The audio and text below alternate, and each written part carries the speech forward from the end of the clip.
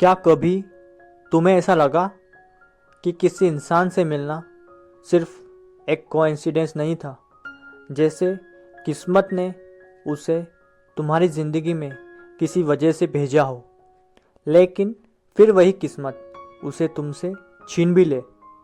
ये कहानी है दो लोगों की, नैना और वत्सल की, जिनकी मुलाकात एक ब्यूटीफुल एक्सीडेंट थी और जुदाई किस्मत का सबसे बड़ा मजाक। पर क्या हर अधूरी कहानी अधूरी ही रह जाती है, या कभी कभी कोइंसिडेंस ही डेस्टिनी बन जाता है? नैना, एक सपना और डर से भरी लड़की। नैना 25 साल की एक लड़की है, दिल्ली में रहती है। उसके पास बड़े सपने हैं, लेकिन दिल थोड़ा टूटा हुआ है।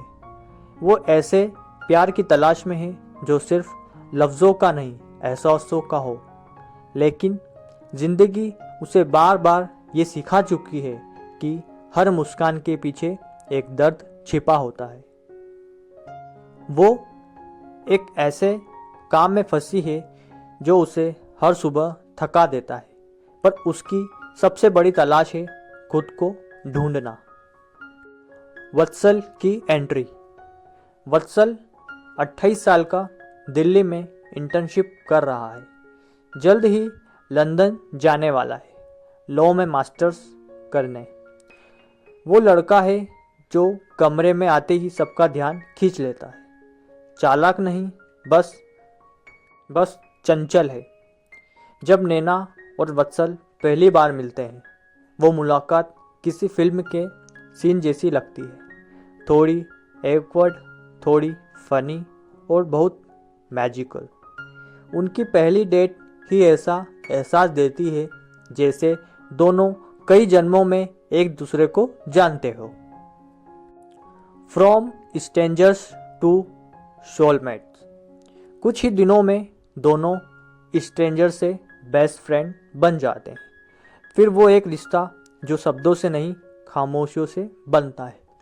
लोग कहते हैं ये तो बस वक्त की बात है, अब ये दोनों प्यार में पड़ेंगे ही। और सच में सब कुछ परफेक्ट लगता है। Late night calls, inside jokes, share dreams. लेकिन जिंदगी का असली खेल तभी शुरू होता है जब सब कुछ परफेक्ट लगता है। The Diwali night, the day everything change. एक दिवाली पार्टी जहां रात जगमगा थी, लेकिन किस्मत अंधेरी। कुछ ऐसा होता है जो नैना की दुनिया हिला देता है। एक मिसअंडरस्टैंडिंग, एक बिट्रेयल, एक ऐसा पल जो दोनों के बीच एक गहरी खाई बना देता है। वो रात उनकी स्टोरी का टर्निंग पॉइंट बनती है। और फिर 3 साल की खामोशी। 3 साल बिना बात किए, बिना मुलाकात किए, बस यादों के साथ जीते हुए। द रियूनियन, जब किस्मत दोबारा खेल खेलती है। 3 साल बाद एकदम अचानक नैना और वत्सल फिर मिलते हैं, और फिर भी किसी कोइंसिडेंस से। अब नैना वही पुरानी लड़की नहीं, वो ज्यादा मजबूत है, लेकिन अंदर से अभी टूटी हुई। वत्सल वही पुराना, चार्मिंग, ओवर फैमिलियर, लेकिन उसके अंदर अब डर है खोने का। उनकी मुलाकातें फिर शुरू होती है, जैसे वक्त ने पॉज दबाकर अब प्ले किया हो। Old wants new choice. Naina खुद से लड़ रही है, क्या उसे फिर उसी रास्ते पर चलना चाहिए उसने उस दर्द दिया था? और वत्सल खुद से पूछता है, क्या वो इस बार टिक पाएगा या फिर वही गलती दोहराएगा? दोनों के बीच हर बातचीत, हर नजर जैसे पुरानी यादों का झूला झूल रही हो। कभी हंसी, कभी आंसू, कभी सन्नाटा। नैना जब भी उससे प्यार करती है, लेकिन क्या वो फिर से उसी आग में कूदने की हिम्मत रखती है? What is love if not coincidence?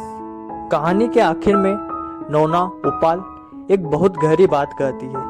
कभी कभी किस्मत तुम्हें बार बार एक ही इंसान से मिलाती है, जब तक तुम समझ न जाओ कि कुछ रिश्ते हमारे कंट्रोल में नहीं होते।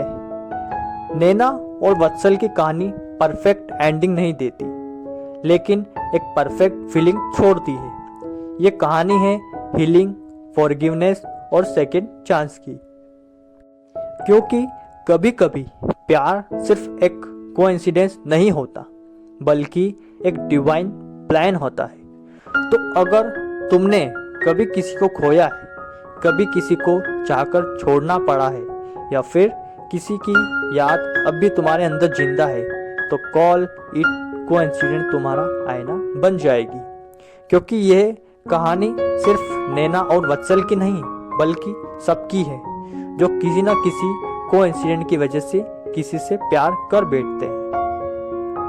अगर आपको यह वीडियो पसंद आया तो वीडियो को लाइक और चैनल को सब्सक्राइब करना ना भूलें। फिर मिलेंगे ऐसी किसी इंटरेस्टिंग बुक समरी के साथ।